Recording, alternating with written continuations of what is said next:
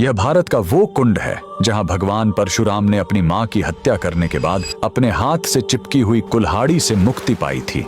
यह कहानी है महान ऋषि जमदग्नि और उनकी पत्नी पतिव्रता रेणुका की। कहते हैं रेणुका हर दिन नदी से कच्चे घड़े में पानी लाती थीं और उनके सतीत्व के बल से वह घड़ा टूटता नहीं था। उनके 5 पुत्र थे जिनमें सबसे छोटे थे विष्णु अवतार परशुराम। एक दिन रेणुका ने नदी में कुछ गंधर्वों स्वर्ग के संगीतकार को जल क्रीड़ा करते देखा। उन्हें देखकर एक पल के लिए उनका मन मोह में पड़ गया और उसी क्षण उनके सतीत्व का बल टूटा और कच्चा घड़ा टूट गया। जब वो आश्रम लौटी तो ऋषि जमदग्नि ने अपने योग बल से जान लिया कि उनका मन भटक गया था। वो इतने क्रोधित हुए कि उन्होंने अपने पुत्रों को आज्ञा दी, अपनी मां का वध कर दो। जब चारों बड़े भाइयों ने मना कर दिया तो क्रोधित पिता ने उन्हें तुरंत पत्थर बन जाने का श्राप दे दिया। इसके बाद परशुराम ने पिता की आज्ञा को अपना धर्म समझा। उन्होंने भारी मन से अपनी कुल्हाड़ी उठाई और अपनी ही मां का सिर धड़ से अलग कर दिया। उनकी आज्ञाकारिता से प्रसन्न होकर जमदग्नि ने वरदान मांगने को कहा। परशुराम ने तुरंत अपनी मां को फिर से जीवित करने और साथ ही पत्थर बन चुके अपने चारों भाइयों को भी मुक्त करने का वर मांग लिया। सब फिर से जीवित हो गए, मानो कुछ हुआ ही ना हो। लेकिन कहानी यहीं खत्म नहीं हुई।